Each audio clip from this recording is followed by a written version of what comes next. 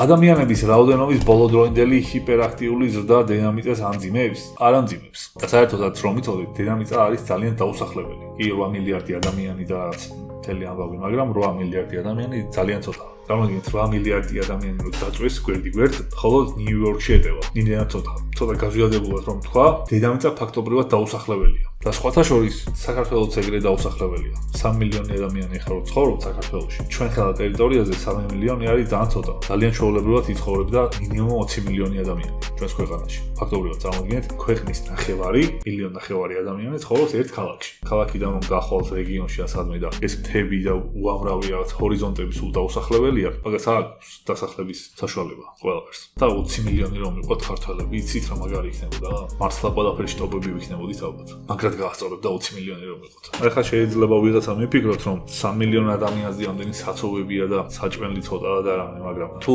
სწორად დაამენეჯმენტებ, სოფლიოში არსებობს ქალაქები, სადაც ეს ქალაქში ცხოვრობს 20 მილიონი ადამიანი და იქ არ არის საცობები. და საკვებსაც შეეხება, რაც უფრო ვითარდება ტექნოლოგიები, საკვების მოსაყვანი ტერიტორია მცირდება და იზრდება საკვების ხარისხი და მოსავლიანობა. ანუ რაც უფრო დიდი დრო გადის, 1 ჰექტარ მიწაზე ბევრად მეტი მოსავალი მოდის. ეხლა კიდე იმას თუ გააკრიტიკებთ, რომ ეგ მე რაღაცა სპეციალური ქიმიური რაღაცეებითაა, აქამდე აღარ შემოვალ მსჯელობაში და თუ კარგად გააკეთებ, შეიძლება ხარისხიც დაიჭირო და რაღაცა მავნებელი რაღაცეებით არ დავუმატო ალბათ. ლოგიკურად ასე უნდა იყოს.